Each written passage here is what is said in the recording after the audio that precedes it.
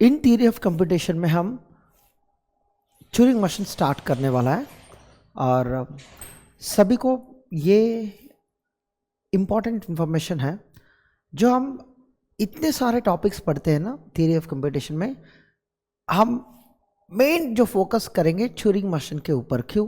जो Turing machine ही decide करेगा problem computable है और अगर कंप्यूटेबल है कितने कॉम्प्लेक्सिटी है। बट बाकी सारे जितने भी मशीन डिज़ाइन किया फाइनाइट बटा पीडीए, वो जस्ट अंडरस्टैंडिंग प्रॉब्लम की नेचर और उसका नेचर बेसिकली। इसका मतलब क्या है, कॉम्प्लेक्सिटी कितना बड़ी है छोटी है समझने के लिए, बट डिसाइड करने वाला है सिर्फ ट्यूरिंग मशीन। अगर रेगुलर लैंग्वेज कितने टाइम लेगा, कितने स्पेस लेगा, वो ट्यूरिंग मशीन ही बताएगा, सो फाइनाइट बटा नहीं बताएगा, राइट। बट रेगुलर लैंग्वेजेस की कहानी ये है, तो बिना स्पेस से आप प्रॉब्लम को सॉल्व कर सकते हैं। और आपको पता है कॉन्टेक्स्ट फ्री प्रॉब्लम्स को हम यूजिंग वन स्टैक आप सॉल्व कर सकते हैं। टाइम तो अलग अलग होंगे, प्रॉब्लम के ऊपर डिपेंड होगा, but nature of the problems क्या है। जब रिकर्सिवली एन्यूमरेबल लैंग्वेज की बात आता तो वो सारे रेगुलर लैंग्वेज भी कवर होगा, कॉन्टेक्स्ट भी कवर होगा, कॉन्टेक्स्ट सेंसिटिव भी कवर होगा और रिकर्सिव लैंग्वेजेस भी कवर होगा। ये सारे प्रॉब्लम्स रिकर्सिवली एन्यूमरेबल लैंग्वेजेस में कवर होगा। वो सारे रिकर्सिवली एन्यूमरेबल लैंग्वेजेस है, वो ट्यूरिंग मशीन से आप कंप्यूट कर सकते हैं और रिकॉग्नाइज भी कर सकते हैं, ठीक है। अब इस टॉपिक में हम ट्यूरिंग मशीन के अंदर क्या क्या कवर करेंगे। जो पहले टॉपिक है ट्यूरिंग मशीन टीएम, और देन दो टॉपिक्स है इसमें छोटी छोटी, recursive language and recursively enumerable language RE, उसका डिफरेंस पता करेंगे। और तो टीएम की कंस्ट्रक्शन की एक दो एग्जांपल हम कोशिश करेंगे कैसे कंस्ट्रक्ट करेंगे।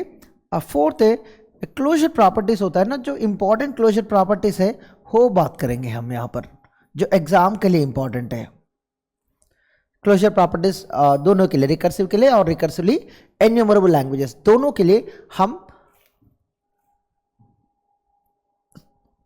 चेक करेंगे क्या ऑपरेशंस क्लोज्ड है, क्या ऑपरेशंस नॉट क्लोज्ड है, ठीक है। क्या ट्यूरिंग मशीन क्या है? अब बताओ फाइनाइट ऑटोमेटा क्या है। आप इतने सारे मशीन डिजाइन किया ना, तो फाइनाइट ऑटोमेटा और पीडी है, लीनियर बाउंड ऑटोमेटा आप डिजाइन नहीं किया, बट फिर भी हम देखेंगे यहाँ पर ट्यूरिंग मशीन के अंदर ही, वो भी देखेंगे हम। ये फाइनाइट ऑटोमेटा क्या है बेसिकली, ये होता Q sigma delta Q not F, ये सारे पैरामीटर्स तो आपको मालूम है, राइट। ये फाइनाइट ऑटोमेटा की बात है। और अब पीडीए में क्या हुआ, Q sigma delta Q not F, इसके साथ आप देखा जी नॉट और gamma, stack alphabet and stack bottom symbol, right. Turing machine में क्या फर्क है? जो फाइनाइट ऑटोमेटा में है वही ट्यूरिंग मशीन में आएगी, बट थोड़ा डिफरेंस है फाइनाइट ऑटोमेटा से, वो है ब्लैंक और टाउ टेप अल्फाबेट। क्या है डिफरेंस? यहां पर हेड क्या करता है, बेसिकली रीड करता, यहां पर हेड रीड एंड राइट। सो यहां पर जो टेप है, यहां पर जो टेप है वो है इनफाइनाइट टेप है, आइदर वन डायरेक्शन, दो डायरेक्शन, जो भी है। अगर दो डायरेक्शन है तो आप डॉट्स लगा लो। आपका इनपुट यहां पर है और रिमेनिंग सारे सिंबल्स टेप के अंदर ब्लैंक रहेगा। तो बी क्या है, क्या होता है, स्पेशल ब्लैंक सिंबल बोलते हैं हम। और जो जो सिंबल्स हम इस टेप में यूज कर रहे हैं वो ब्लैंक भी हो गया और इनपुट सिंबल भी हो गया। बाद में हम कुछ करेंगे यहाँ पर, कुछ और सिंबल से भी राइट कर सकते हैं आप, है ना, बाद में। तो इसको हम कहते हैं, वो इनपुट सिंबल तो नहीं है, वो इंटरनल सिंबल है, बट जो भी हम टेप के ऊपर यूज किया उसको टेप सिंबल कह सकते हैं। तो टेप के अंदर क्या क्या हुआ, अभी ब्लैंक सिंबल भी है, सारे सिग्मा सिंबल्स भी है, लेट्स से ए कामा भी, और जो नया नया सिंबल्स लिखे वो एक्स कामा हुए है। सो यहां पर टाउ एंड सिग्मा का रिलेशन क्या है, सिग्मा सबसेट और इक्वल टू टाउ बोलते हैं हम, ठीक है।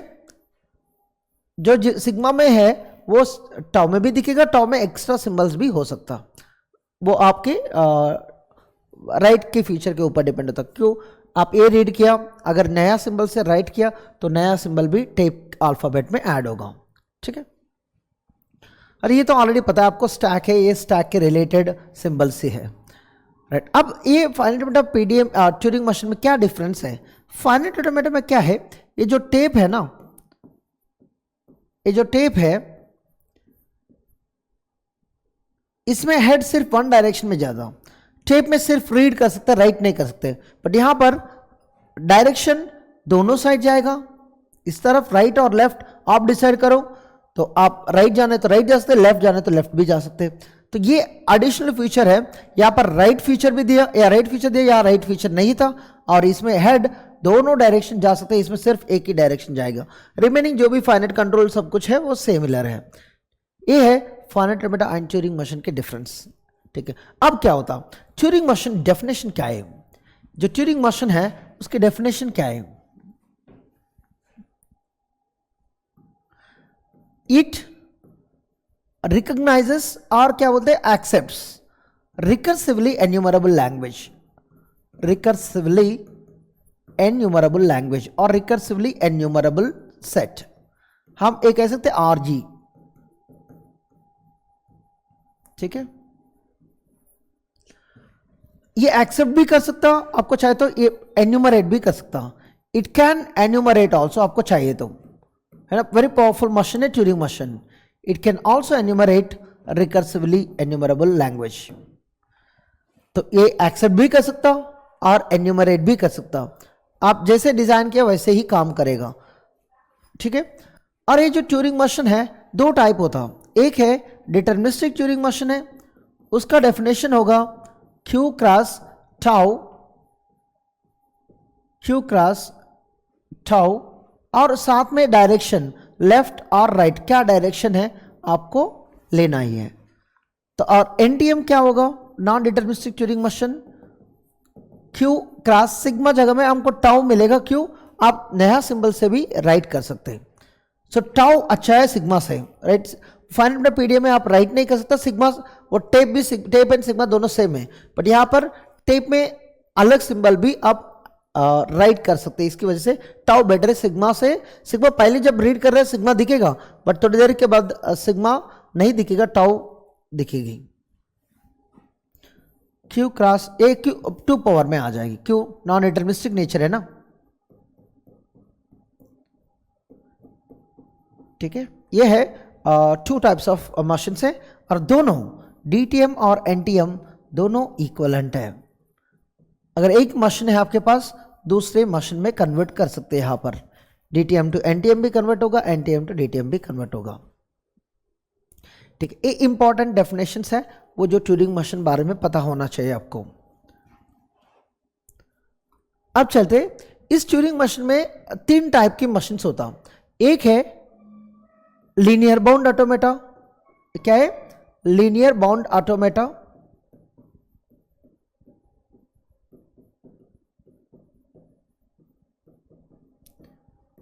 दूसरी मशीन है वो है एचटीएम, यह है ऑल्टिंग ट्यूरिंग मशीन, थर्ड है एचटीएम। आपको पता है यार, सारे तो ट्यूरिंग मशीन थी, ट्यूरिंग मशीन्स है, बट क्या है रिस्ट्रिक्शन ट्यूरिंग मशीन के, यहाँ पर डेफिनेशन क्या है, अगर आप ट्यूरिंग मशीन है यहाँ पर इतना है, अगर इनपुट डब्ल्यू दिया, राइट, मान लो ये टीएम जो है वो accepts L, some language L, इसको हम बोलते हैं रिकर्सिवली एन्यूमरेबल लैंग्वेज। या बिहेवियर क्या है, if W belongs to L, TM halts at final, ठीक, ये तो क्लियर है। अगर स्ट्रिंग लैंग्वेज में नहीं है, बता नहीं सकते ये क्या होने वाला है, ये तो क्लियर है, टीएम डेफिनेटली फाइनल में हाल्ट होगा, आल्ट नहीं होगा, कहां हाल्ट होगा वो बता नहीं सकता, वो नॉन फाइनल में भी हाल्ट हो सकता, चाहे से कभी भी हाल्ट भी नहीं हो सकता, वो इन्फिनाइट लूप बोलते हैं ना प्रोग्राम्स के अंदर, तो वैसे फीचर यहां भी है, थोड़ी देर राइट थोड़ी देर लेफ्ट, थोड़ी देर राइट थोड़ी देर लेफ्ट, वो नेवर हाल्ट भी हो रहा है, नेवर हाल्ट होगा, उसको भी हम कह सकते हैं does not halt, never halt. अगर स्ट्रिंग लैंग्वेज के अंदर नहीं है, दो केस होता, either TM all set non final, क्या होगा, either TM halts at non final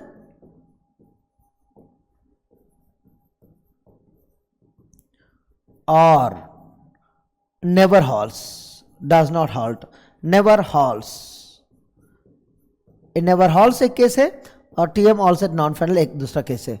तो जब स्ट्रिंग लैंग्वेज के अंदर नहीं है, वो जो इनवैलिड स्ट्रिंग है उसके लिए ये दो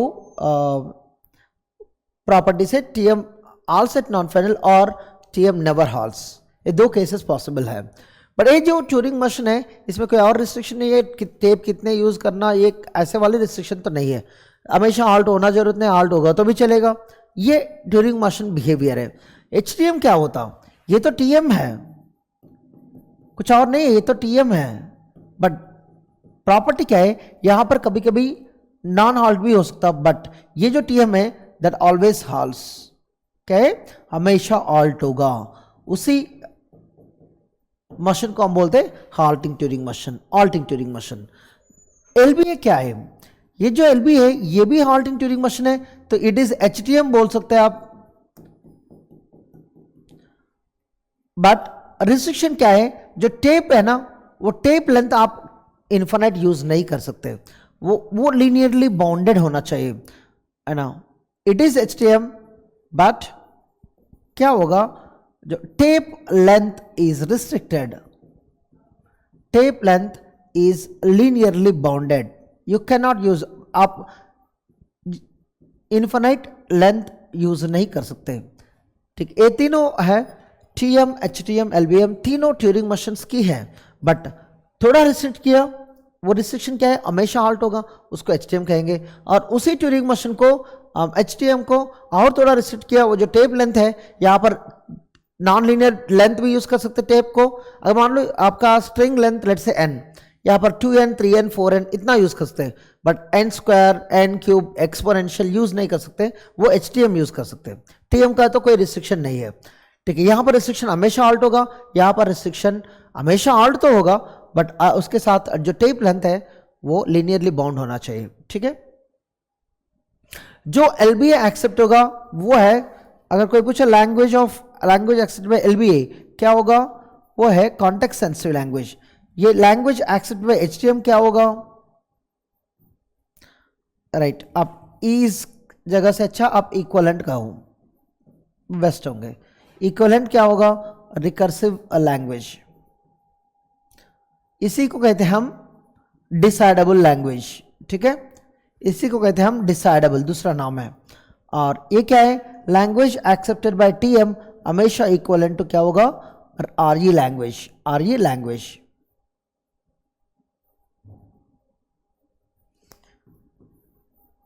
ठीक।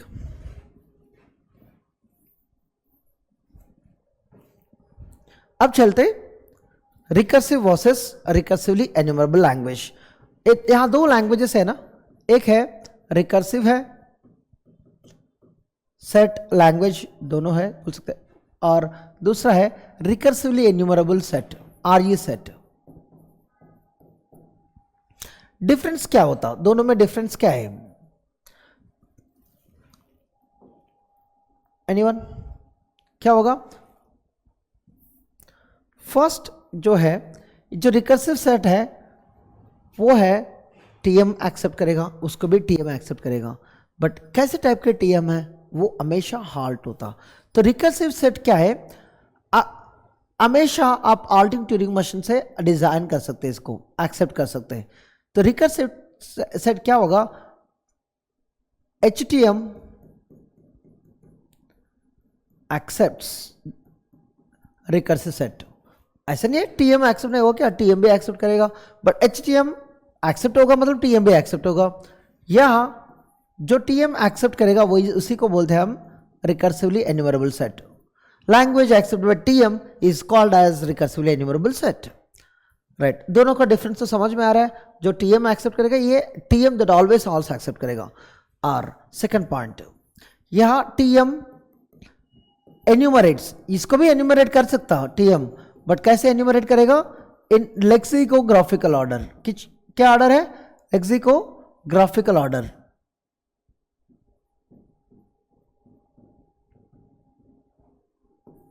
मतलब इसका मतलब डिक्शनरी ऑर्डर, पर्टिकुलर ऑर्डर, यहाँ पर कोई रिस्ट्रिक्शन नहीं है। यहाँ इतना बोलेंगे टीएम एन्यूमरेट्स, बस क्या एन्यूमरेट करेगा वही है रिकर्सिवली एन्यूमरेबल, राइट। तो यहाँ रिस्ट्रिक्शन नहीं होगा लेक्सिकोग्राफिकल ऑर्डर करना नहीं करना, आप डिसाइड करो। वो अगर लेक्सिकोग्राफिकल में एन्यूमरेट किया उसको रिकर्सिव कह सकते हैं, अगर एन्यूमरेट नहीं किया आप सिंपली आर ही बोल सकते, वो रिकर्सिव होगा नहीं होगा आप दूसरी तरीके से चेक करना पड़ता, ठीक है। जब रिकर्सिव सेट है ये क्या है, लॉजिक 2 के लिए बनेगा। ऐसे होता है यार, यहाँ W है, जब HTM को दिया मतलब TM को ले दिया बट वो हमेशा आल्ट होगा। यह 2 केसेस बनेगा, W belongs to L case है, दूसरा बनेगा केस है, ये आउटपुट नहीं है केस। W लैंग्वेज के अंदर नहीं है, अगर लैंग्वेज के अंदर है तभी भी आल्ट होगा, अगर लैंग्वेज में भी नहीं है आल्ट तो होगा। या कोई डिफरेंस ही नहीं है। हाल्टिंग ट्यूरिंग मशीन मतलब हमेशा हाल्ट होगा, हमेशा हाल्ट होगा। अब देखते टीएम की बात। टीएम में क्या होता, अगर स्ट्रिंग कोई स्ट्रिंग दिया, यहां पर सिर्फ इतना बता सकते इफ अगर स्ट्रिंग लैंग्वेज के अंदर है तो आल्ट तो होगा, पर अगर स्ट्रिंग लैंग्वेज के अंदर नहीं है तो नहीं बता सकते हम। Don't know what it does, right. I halts or does not halt, don't know क्या होगा, don't know. Don't know is a better answer, ऐसे होता है ना। डोंट नो मतलब जो भी होगा वो तो होंगे बट आपको मालूम नहीं है वो हाल्ट होगा नहीं हाल्ट होगा। अब स्ट्रिंग लेके चेक करना है, नहीं तो लैंग्वेज को देख के समझना है, ठीक है। ये है रिकर्सिव सेट और आरई सेट का मेन जो डिफरेंस है, ठीक है। अब चलते ट्यूरिंग मशीन कंस्ट्रक्शन। देखो ट्यूरिंग मशीन कंस्ट्रक्शन में क्या है बेसिकली, अगर ऐसे कोई लिख रहा है, ये है यहाँ तीन पैरामीटर है, लेट्स से ये लिखा और x लिखा r लिखा, 3 पैरामीटर है। तो इसका मीनिंग क्या है, इसका मीनिंग ये है, ये हम रीड कर रहा है और रीड करने के बाद x से ओवरराइट करेंगे और राइट डायरेक्शन में जाएंगे, ये है r, ठीक है। यही हम ऐसे वाले ट्रांजिशन यूज करेंगे। इसको टेबल में कैसे रिप्रेजेंट करें, ए है और आपको इनपुट में है ना, इनपुट ए में कहाँ जाओगे, बी एक्स आर, ये थोड़ा अलग अलग रिप्रेजेंटेशन है। ए ये जब रीड हुआ तो आप बी पे गया और एक्स आर क्या है, बी एक्स आर, जो एक्स है वो ए को एक्स से रिप्लेस किया और डायरेक्शन है वो राइट साइड में गया। तो ऑलरेडी मीनिंग पता है, बट द थर्ड पैरामीटर है ये ए ऑलरेडी है कॉलम में और थर्ड पैरामीटर जगह में ये फर्स्ट पैरामीटर है ये, इसमें बी रिप्लेस करेंगे, नेक्स्ट स्टेट बताएगा। बट ए जो ट्रिपल है, ए ट्रिपल है अलग है, ठीक है।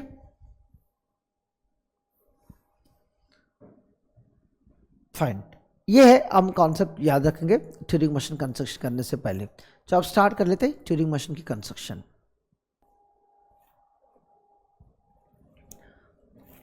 अब हम ये करेंगे, टीएम को कंस्ट्रक्ट करेंगे। तो कैसे कंस्ट्रक्ट करेंगे, छोटा बहुत इजी प्रॉब्लम्स लेंगे। क्यों, एग्जाम के लिए तो ट्यूरिंग मशीन का चांस ही नहीं है, बट 1% 2% चांस है वो ट्यूरिंग मशीन देके और उसका नेचर फंक्शनलिटी आइडेंटिफाई करो। तो उस सिचुएशन में आपको कंसिडर करना पड़ेगा, समझना पड़ेगा, कंसिडर करना जरूरत नहीं है, समझना पड़ेगा। तो पहली प्रॉब्लम है, बहुत इजी प्रॉब्लम है, वंस कॉम्प्लीमेंट। वो रिकॉग्नाइजेशन नहीं है, वो आउटपुट प्रोड्यूस करेगा, one's complement of a binary. बहुत इजी प्रॉब्लम है। तो इसके कैसे कंसिडर करेंगे आप, 1 पे 0 करना है, 0 1 पे करना है ना। तो आप ऐसे करो, इससे पहले हमको प्रॉपर्टी देखेंगे यार, क्या है वो प्रॉपर्टी, 0 1 0, लेट से 0 1। अगर ये इनपुट है तो क्या करना है आपको, इस इनपुट में हेड यहां पर है, 0 को हम 1 से रिप्लेस करना है, 1 को 0 से। देखो हमेशा हम राइट मूव करना है, ठीक है। 0 को 1 और 0 को 1 1 0, जब ब्लैंक आएगा तो वहाँ पर आप क्या करना है, हाल्ट करना है आपको। क्या करना है, हाल्ट। ये अलग अलग स्टेट लेना जरूरत नहीं, एक ही स्टेट से काम कर सकते। कैसे, ये Q0 है ना, आप Q0 मान लो इसको, यही से तो 0 आया, क्या करोगे, 1 से रिप्लेस करोगे और राइट डायरेक्शन में जाओगे। अगर 1 आया, कुछ भी आ सकता है ना, 0 से रिप्लेस करके और राइट जाओ। कब तक जाओगे, ब्लैंक तक। अगर ब्लैंक नहीं आया करते रहो, जब ब्लैंक आया तो आपको ये करना है हाल्ट। या फाइनल स्टेट मतलब नहीं, ब्लैंक आया अब ब्लैंक ही रख दो, और राइट और लेफ्ट, मैं राइट पे जा रहा हूँ चलेगा, बट लेफ्ट में भी जा सकते हैं, दिक्कत नहीं। हाल्ट बोलो मतलब फंक्शनलिटी खत्म हो गया, जो आपको वंस कॉम्प्लीमेंट करना था वो कर लिया हम। ठीक है, ये बहुत इजी मशीन है, यहाँ पर फाइनल स्टेट की कॉन्सेप्ट नहीं होता, क्यों, ये बिहेवियर है, ऑल्टिंग बिहेवियर है, जो आपको चाहिए वो करके हाल्टिंग होगा। राइट, सारे इनपुट को वो मानेगा यार आपको रिक्वायर्ड है, तो उसी को वंस कॉम्प्लीमेंट बना के ये हाल्ट होगा। तो इनपुट टाइप में जो इनपुट प्रोवाइड किया उसको रिप्लेस करके आपको आउटपुट दिखाएगा। ठीक है, अब देखते एक्सेप्टेंस का नेचर कैसे होता है। ये तो एक्सेप्टेंस का नहीं है, हम क्या बनाया, वो कुछ आल्टिंग फंक्शनलिटी का है। तो एक छोटी प्रॉब्लम देखेंगे, a power n b power n। ठीक है, n मान लो ग्रेटर देन और इक्वल टू 0 और 1, 0 है तो स्पेशल है, 1 है तो वो जो स्पेशल स्ट्रिंग नहीं होता। ठीक है, अब इसके लिए क्या क्या करेंगे हम, देखो यहाँ पर है, लेट्स से बड़ी स्ट्रिंग लेके कोशिश करेंगे, 4a से 4b से और बाकी सारे ब्लैंक्स है, तो थोड़ा सोचना पड़ेगा इसके लिए कैसे अप्रोच करना है। अगर a है, Q0 है, Q0 का काम हमेशा ये होगा, a को कुछ और दूसरा सिंबल से रिप्लेस होगा, उसके बाद Q1 पे जाएगी। Q1 का काम क्या है, ये Q1 B के लिए सर्च करेगा, अगर सर्च में ए जितने भी आया वो एज को वैसे ही रख के और राइट में जाएगी। राइट, Q1 जब भी आएगा वैसे रिप्लेस होगा, और Q2 को हैंडओवर करेंगे। Q2 क्या करेगा, सारे सिंबल्स को स्किप करेगा वापस में। राइट, ये स्किप करेगा कब तक, x तक, x तक क्यों, x के बाद आपको नेक्स्ट सिंबल मिलेगा। आप क्या कर रहे हैं बेसिकली, यहाँ पर 1a 1b कैंसिल किया, मतलब एक स्कैन में 1a 1b को हम याद रख लिया, वो स्टैक से नहीं, यहीं पर राइट करके होता है ना। तो writing with some other symbol मतलब क्या है, आप इसको आइडेंटिफाई कर सकते हैं। अब देखो ये जो रीड नहीं किया अब तक वो यहाँ पर है, बी रीड नहीं किया यहाँ पर है, पर जो रीड किया उसको हम काउंट किया तो वो अलग सिंबल से रिप्लेस हो गया। और ए Q2 इमीडिएटली Q0 को हैंडओवर करेगी, Q0 वही काम करता रहेगा, ए को x से रिप्लेस करेगा और b को y से रिप्लेस करेगा। जब Q2 है, जितने भी y आ रहा है, जितने भी a आ रहा है, स्किप करके x पर आना है। तो बस इतना होना चाहिए आपको, कब आपको Q0 को हैंडओवर करना है, क्या क्या स्किप करना है आगे और रिवर्स। Q1 इस तरफ जा रहा है तो a के बाद y आएगा b से पहले, तो ये और y दोनों को स्किप करना है, skip a as well as y दोनों। यहाँ पर जब Q2 वापस आ रहा है तो अगर Q2 यहाँ से वापस आ रहा है तो यहाँ पर y दिखेगा और a दिखेगा। राइट, क्या क्या स्किप करना पड़ेगा यहाँ पर आपको, इस डायरेक्शन में ये पहले y आएगा और बाद में a आएगा, a एंड y दोनों को स्किप करना पड़ेगा। तो a and y are going to be skipped, ये इस डायरेक्शन में, यहाँ भी वही होंगे। ठीक है, तो इसको हम मशीन कैसे डिजाइन करेंगे, देखो ये जो सॉरी ये जो स्कैन्स है, तो एवरी स्कैन में क्या होगा, 1a 1b, तो नेक्स्ट स्कैन में दूसरा है दूसरा b, तो 4 स्कैन में तो 4a 4b ओवरराइट होगा x y से। जब 5th स्कैन में Q0 जब है ना, फर्स्ट x है ना, यहाँ पर होगा फर्स्ट x, जब सारे x से रिप्लेस होगा तो Q2 इस तरफ आके यहाँ x है ना, Q0 को हैंडओवर करेगा। तो Q0 क्या करेगी, तो Q0 अब देखो यहाँ पर a होना चाहिए बट a नहीं है। जब Q0 y देख लिया, इसका मतलब इनको पता है यार, Q0 को पता है मेरा a तो खत्म हो चुके इसलिए मुझे a नहीं दिख रहा है। तो लॉजिक क्या बनाना पड़ेगा आपको, Q0 जब y देखेगा तो वहां पर आपको सारे ये इंश्योर करना है आपको वाइस है, उसके बाद कुछ नहीं होना चाहिए, क्यों एग्जैक्टली 4 या मतलब 4 भी होना चाहिए। तो यहाँ पर सारे वाइस होना चाहिए। तो एक नया स्टेट ले लो, Q3 स्टेट ले लो, उसका काम ये क्या है, जब Q0 Y0 देख लिया तब Q3 को हैंड ओवर करेंगे, Q3 सारे वाइज देख के बैंक में जाके फाइनल में होगा, फाइनल में जाएगा। ठीक है, अब इसी को हम कोशिश करेंगे बनाने के लिए। Q0 का काम क्या है? ये है ए को x से रिप्लेस करना, ए को x से रिप्लेस करना, और डायरेक्शन किस तरफ? राइट पे जाना है। हमेशा डायरेक्शन पता होना चाहिए, आप राइट में जाना है, लेफ्ट जाना है। और उसके बाद Q1 का काम क्या है? Q1 का काम ए है, तो मुझे बी देखने के लिए जितने भी ए से जितने भी वाई से, पहली बात वाई नहीं दिखेगा, बट सेकंड स्कैन एनवर्ड्स क्या होगा? वाई दिखेगा। तो ए एंड वाई दोनों को स्किप करके अब बी में जाना पड़ेगा। क्या क्या स्किप करना है? ए को स्किप करना है, क्या कैसे? ये रीड करके और ए से राइट करो और राइट डायरेक्शन में जाना है आपको। ठीक है, एक है। और दूसरा क्या है? वाई से रिप्लेस करके आप राइट डायरेक्शन में जाओ। उसके बाद आपको चांस है बी दिखने के लिए, अगर बी बचा है तो बी के लिए क्या करोगे? B replace with Y. अभी राइट नहीं जाना है, क्यों? कंप्लीट स्कैन खत्म हो गया। इसके बाद हम अगर बी को वाई से रिप्लेस किया ना, हमको पीछे तरफ आना चाहिए, तो यहां पर लेफ्ट डायरेक्शन में आएंगे। ठीक है, Q2। अभी Q2 का काम क्या है? हैंडओवर किया, मान लो यहाँ बी को वाई से रिप्लेस किया, Q2 को हैंडओवर किया, तो Q2 का काम पहली x को फाइंड आउट करना है रिवर्स स्कैन में। अगर यहाँ से आ रहा है, पहली x को आइडेंटिफाई करना है। आपको सारे वाइज दिखेगा, यहाँ पर एज दिखेगा, तो दोनों को आप स्किप करना है। तो कैसे स्किप करोगे? वाई लेफ्ट, हमेशा लेफ्ट जाएंगे अभी, और ए लेफ्ट जाओगे तभी आपको x दिखेगा। जब x दिखेगा आपको Q0 को देना पड़ेगा x replace with x, but direction आपको राइट साइड बनाना पड़ेगा। ठीक है, ये है, ये करते रहेंगे हम जब तक a एंड b है। जब Q2 जब x देख लिया, Q0 को दिया ना, Q0 अगर y देख लिया तो वहां पर Q0 को a नहीं मिल रहा है, तो क्या दिखेगा? तुरंत y दिखेगा। जब y आएगा तो y को राइट कर दो, y को y से रिप्लेस करके राइट में जाओ। Q3 का काम इतना है, सिर्फ y को रीड करके फाइनल में जाना है। सिर्फ y से, यहाँ पर सिर्फ y से, मतलब a को x और b को y, a को x b को y, और a x राइट, b को y। अब देखो ये 4x है तो 4y है, अगर दोनों इक्वल है सो डेफिनेटली आपको ये दिखेगा Q3 से सिर्फ वाइज दिखेगा, तो वाइज को हम स्किप कर लिया। तो अगर ब्लैंक रीच कर लिया हम आंसर ओवर, तो ब्लैंक से रिप्लेस करके राइट और लेफ्ट चलेगा, जो भी डायरेक्शन है, बट फाइनल में जाऊँ। ये है पूरा ट्यूरिंग मशीन। ये तो गारंटी है ट्यूरिंग मशीन बनाना उतना ईजी नहीं जिसमें पीडीए में और फेरेट ऑटोमेटा में हुआ। यहाँ थोड़ा टाइम लग जाएगी, बट इस कंस्ट्रक्शन करने से पहले, इसको कंस्ट्रक्शन करने से पहले लॉजिक पता होना चाहिए यार। Q0 का काम क्या है, Q1 का काम क्या है, Q2 का काम क्या है। अगर आगे जा रहा है तो क्या क्या सिंबल्स है, अगर रिवर्स में जा रहा है, लेफ्ट डायरेक्शन में जा रहा है तो क्या क्या सिंबल्स है, तो वो सारे आपको क्लैरिटी मिलना चाहिए।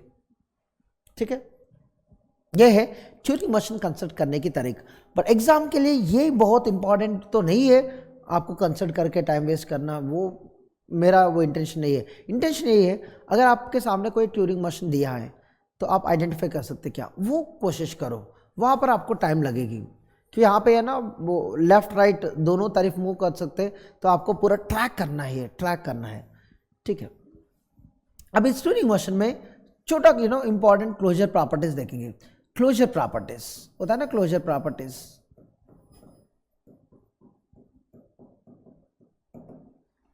ओके,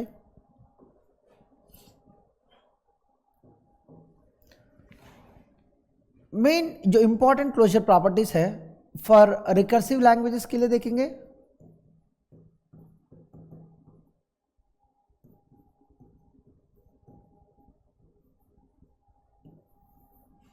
और फॉर आरई लैंग्वेजेस।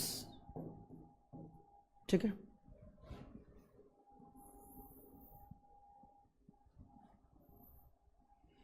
ये मान लो क्लोजर प्रॉपर्टीज। ठीक है, मान लो ऑपरेशंस और क्लोजर प्रॉपर्टीज जो भी है। पहले जो ऑपरेशन है लेट्स से यूनियन, सेकंड जो है इंटरसेक्शन, थर्ड है कॉम्प्लीमेंट। ये तीनों बहुत इंपॉर्टेंट ऑपरेशंस है और रिमेनिंग जो भी इंपॉर्टेंट ऑपरेशंस है आप कर लेना, बट इसमें बहुत सारी प्रैक्टिस करना पड़ेगा। एग्जाम में मोस्टली यूनियन इंटरसेक्शन और कॉम्प्लीमेंट आएगी। ये रिकर्सिव लैंग्वेज के लिए यूनियन क्या होगा, ये दोनों के लिए क्लोज्ड है। इसका मतलब क्या है, recursive union recursive is recursive होगा और आरईएल यूनियन आरईएल आरईएल होगा। इंटरसेक्शन दोनों के लिए क्लोज्ड है। प्रॉब्लम ए है कॉम्प्लीमेंट सिर्फ रिकर्सिव लैंग्वेज के लिए क्लोज्ड होगा, इसके लिए क्लोज्ड नहीं होगा। इसका मतलब क्या है, कॉम्प्लीमेंट ऑफ रिकर्सिव रिकर्सिव ही होगा और आरईएल का कॉम्प्लीमेंट कुछ भी हो सकता, वो आरईएल भी हो सकता, नॉट आरईएल भी हो सकता।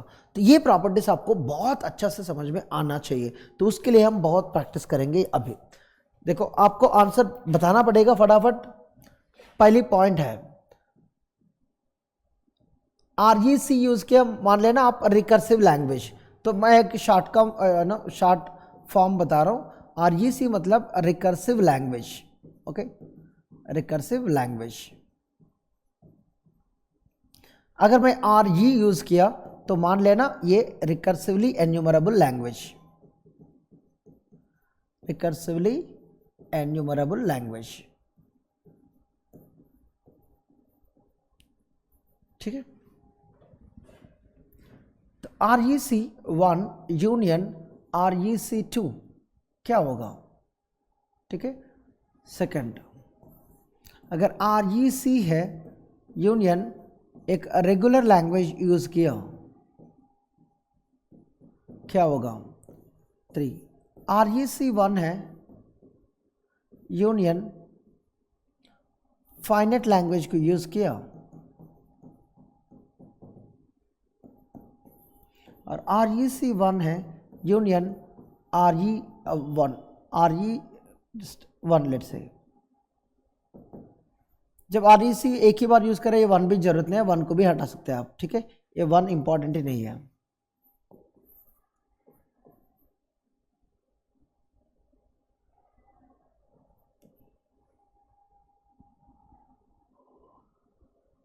ठीक है। REC यूनियन इनफाइनाइट है।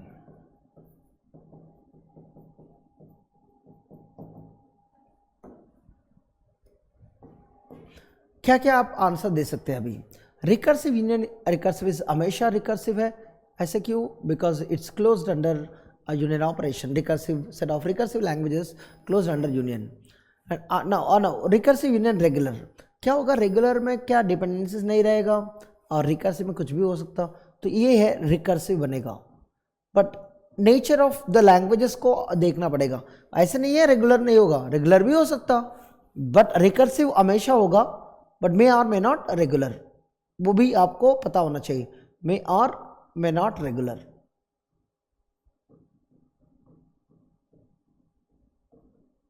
ठीक है।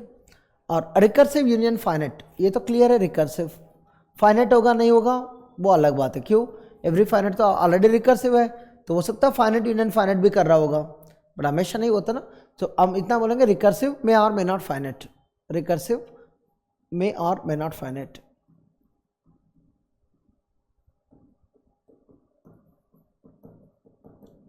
ठीक है। और रिकर्सिव यूनियन RE, RE मतलब रिकर्सिव एन्यूमरेबल।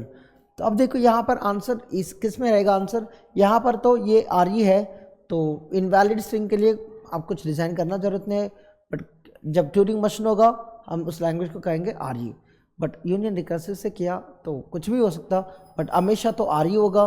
आंसर रिकर्सिव भी हो सकता, नॉन रिकर्सिव भी हो सकता। और रिकर्सिव यूनियन इन्फिनिट, इसमें ये तो क्लियर बात है, इन्फिनिट तो आएगी आंसर, ठीक है। ऐसे क्यों, रिकर्सिव फाइनाइट भी हो सकता, रेगुलर भी हो सकता, बट जब इन्फिनिट से यूनियन किया, आपको पता है ये set of infinite languages closed under union कहा था उस टाइम में, you infinite union any language in the world, the result is infinite, ये तो क्लियर है। बट वो रिकर्सिव है नहीं है, वो लैंग्वेज के ऊपर डिपेंड होगा, लैंग्वेज के ऊपर डिपेंड होगा, ठीक।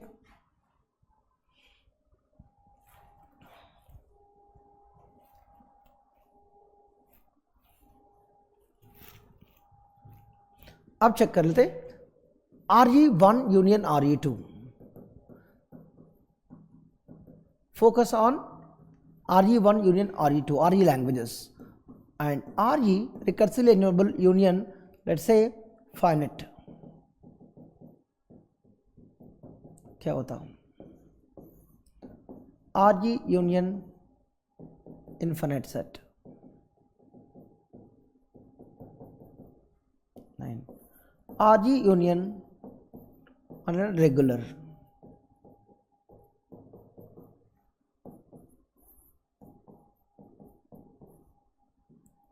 RE union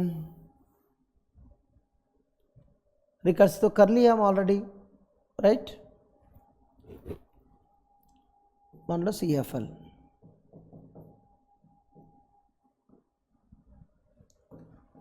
तो आंसर क्या होगा? RE तो क्लोज्ड अंडर यूनियन है, तो RE यूनियन RE कोई दिक्कत नहीं है, RE होना चाहिए। बट ये देखो RE union finite, but RE क्या है मीनिंग? ये फाइनेट भी हो सकता है, रेगुलर भी हो सकता है, DCFL भी हो सकता है, CFL कुछ भी हो सकता, कि RE लैंग्वेज मतलब उस डोमेन के अंदर कहीं पर भी हो सकता। और रिजल्ट क्या होगा? फाइनेट होगा, RE होगा। RE पता नहीं है ना, वो फाइनेट भी हो सकता है, इन्फिनिट भी हो सकता। तो ये डिपेंड्स ऑन क्या है इस RE में, तो इससे तो कुछ मतलब ही नहीं है। ये तो RE क्लियर है, बट क्यों RE बता रहा हूँ? ये RE एग्जैक्टली नहीं बताया, ये रेगुलर है, CFL है, नहीं है, राइट? इसकी वजह से RE बेटर है। RE यूनियन इन्फिनिट, वो तो इन्फिनिट है, ठीक है। और RE union regular, RE union regular, तो अब रेगुलर के साथ अब क्लोजर प्रॉपर्टी अप्लाई किया, इसको हम कहते हैं द रेगुलर क्लोजर, कि वन ऑफ द ऑपरेंड हमेशा रेगुलर ही आएगा। तो RE यूनियन रेगुलर, तो क्या बनेगा? रेगुलर बनेगा, नॉन रेगुलर बनेगा, RE बनेगा, नॉन RE बनेगा। तो ये तो क्लियर है, रेगुलर नो डिपेंडेंसेस। RE में तो कुछ बता नहीं सकते, वो रेगुलर है कुछ और है, बट ये है R union regular is RE बोल सकते हैं, रेगुलर नहीं बोल सकते आप, ठीक है। RE यूनियन CFL सेम बात है, तो यहाँ पर CFL में स्टैक से प्रॉब्लम सॉल्व कर सकते हैं, बट RE में आप 100 स्टैक चाहिए तो उतना भी यूज़ कर सकते हैं। तो ये है RE, ठीक है।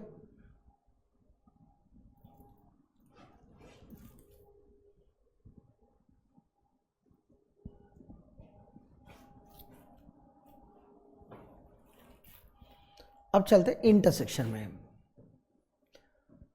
देखो REC है 1 इंटरसेक्शन REC2, क्या होगा? RE1 इंटरसेक्शन RE2 और REC इंटरसेक्शन RE और REC intersection regular.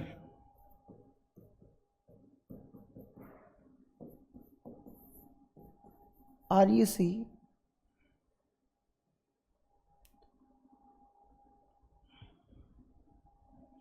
Intersection फाइनेट,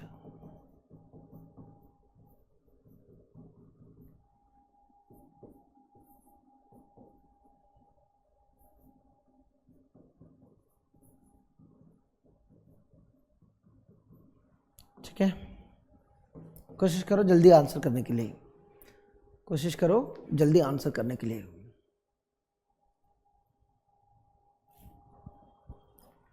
okay, recursive language are close and intersection, right? तो ये REC बनेगा, रिकर्सिव लैंग्वेज ही बनेगा, ठीक है। RE इंटरसेक्शन RE, ये भी क्लोज्ड है तो रिजल्ट RE है, बट RE के अंदर कहाँ है वो नहीं बता सकते बिना लैंग्वेज को देखकर। ये फाइनेट लैंग्वेज है, रेगुलर है, DCFL है, CFL है, वो नहीं है, तो ये लैंग्वेज के ऊपर डिपेंड होगा। REC इंटरसेक्शन RE, तो अब क्या है? तो देखो ये है REC के लिए HTM है, RE के लिए TM है, तो अब ये HTM को TM मान के अब TM के लिए लॉजिक है, तो RE बेस्ट आंसर है, ठीक है। कभी कभी रिकर्सिव होगा, कभी कभी नहीं होगा, बट हमेशा RE तो होगा। Recursive intersection regular, recursive intersection regular, तो रिकर्सिव के लिए हाल्टिंग ट्यूरिंग मोशन है, रेगुलर लैंग्वेज के लिए आप क्या बोलोगे? ये देखो, आप जब भी यूनियन इंटरसेक्शन विथ रेगुलर होता है ना, तो हमेशा result depends on other parameter, तो यहाँ पर रिकर्सिव होगा, क्यों? रेगुलर इंटरसेक्शन विथ रेगुलर किया तो वो क्लोजर प्रॉपर्टी बताता है यार ये हमेशा क्लोज प्रॉपर्टी है, तो अगर ये यूज़ किया तो जो लैंग्वेज है वो डोमेन के अंदर है, तो रिजल्ट भी डोमेन के अंदर आएगी, ठीक है। रिकर्सिव इंटरसेक्शन फाइनेट सेट, ये क्लियर डिफरेंट नॉलेज है। फाइनाइट सेट मतलब आपके पास कुछ स्ट्रिंग्स है, रिकर्सिव लैंग्वेज से इंटरसेक्शन किया तो आप बोल सकते हैं, ठीक है। क्या है? Finite set. और ये वाला इनफाइनाइट के साथ किया, इनफाइनाइट के साथ तो बहुत टाइम लगता है ना, तो ये है। अब रिकर्सिव, ये तो मान लेना रिकर्सिव,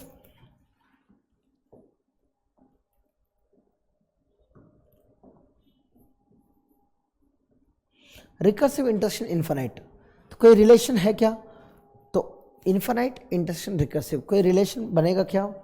तो अब देख लेना ये इसमें क्या रिलेशन बनेगा, अगर बनेगा तो रिकर्सिव जो लैंग्वेज है वो पता नहीं है इनफाइनाइट से क्या रिलेशन है। रिलेशन होगा तो सबसे सुपरसेट हो सकता, बट नहीं बता सकते बिना लैंग्वेज देखकर, तो कुछ भी हो सकता, कुछ भी हो सकता। तो रिकर्सिव लिख सकते क्या यहाँ पर? नो। इनफाइनाइट लिख सकते क्या? वो नो। तो डिपेंड्स ऑन क्या होगा? Depends on language, depends on language that you take. कुछ ऐसे रिलेशन तो क्लियरली तो बात नहीं बोल सकते, वो फाइनाइट भी होगा, इनफाइनाइट भी होगा, रिकर्सिव भी होगा, नॉन रिकर्सिव भी होगा, कुछ भी हो सकता, ठीक है। वैसे ही आप आर ई इंटरसेक्शन भी इनफाइनाइट भी कर सकते हैं, वो भी सेम प्रॉब्लम है, ठीक। अब आते बात में कॉम्प्लीमेंट बारे में। तो आपको कॉम्प्लीमेंट्स मालूम है, राइट? तो कॉम्प्लीमेंट्स क्या होता है? 17 रिकर्सिव लैंग्वेज की कॉम्प्लीमेंट क्या होगा? और 18 आर ई लैंग्वेज कॉम्प्लीमेंट क्या होगा? 19, है ना। अगर आप थोड़ा अंदर जाके देखा तो बहुत सारे लैंग्वेजेस है, बट अब नहीं करेंगे हम। अब आपको तो ऑलरेडी पता होगा, रेगुलर लैंग्वेज है उसका कॉम्प्लीमेंट क्या है? 20। सी एफ एल कॉम्प्लीमेंट क्या होगा? बस आंसर है ना, बहुत इंपॉर्टेंट है। रिकर्सिव कॉम्प्लीमेंट हमेशा रिकर्सिव है, ऐसे क्यों? इट्स क्लोज अंडर कॉम्प्लीमेंट है। आर ये कॉम्प्लीमेंट क्या होता? ये जब रिकर्सिव एन्यूमरेबल लैंग्वेज को कॉम्प्लीमेंट करोगे ना, वो नीड नॉट बी आर ये है, बट ये तो क्या होता? आइदर रिकर्सिव भी होगा, कभी कभी रिकर्सिव होता, क्योंकि कुछ आर ये है वो रिकर्सिव है तो उसकी कॉम्प्लीमेंट रिकर्सिव होगा। और अगर वो रिकर्सिव नहीं है, सीधा नॉट आर ये बनेगा। अगर कॉम्प्लीमेंट की क्लियर पिक्चर देखा तो यहाँ पर दो क्लासेस है, ये सारे रिकर्सिव लैंग्वेजेस है,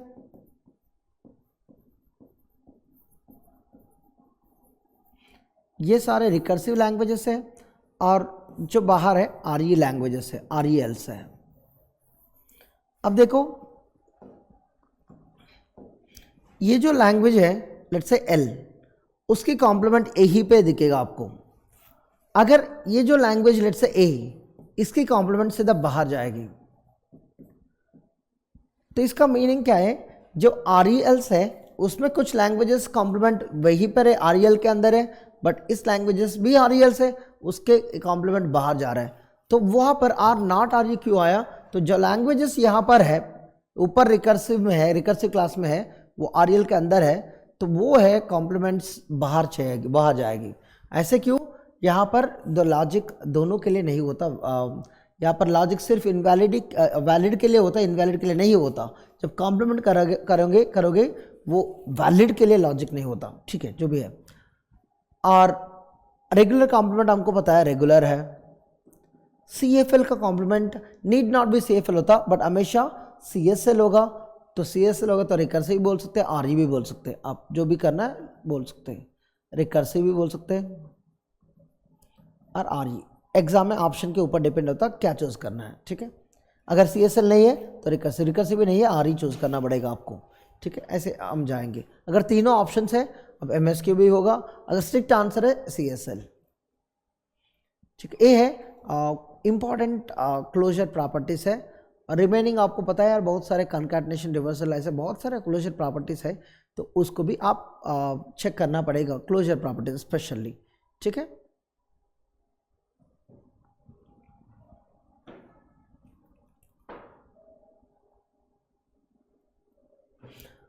इस वीडियो में हम क्या देखा? बेसिकली ट्यूरिंग मशीन डेफिनेशन और टीएम कंस्ट्रक्शन भी देखा, कैसे कंस्ट्रक्ट करना है, और कुछ डिफरेंसेस है रिकर्सिव वर्सेस आरईएल, और सम क्लोजर प्रॉपर्टीज जो एग्जाम के लिए इंपॉर्टेंट है। ठीक है, आगे हम यही से स्टार्ट करेंगे अनडिसाइडेबिलिटी। तो वहाँ पर ये क्लोजर प्रॉपर्टीज बहुत यूज होंगे, तो वहाँ पर हम बहुत अच्छा से पढ़ेंगे यार ये सारे कॉम्प्लीमेंट का ऑपरेशंस।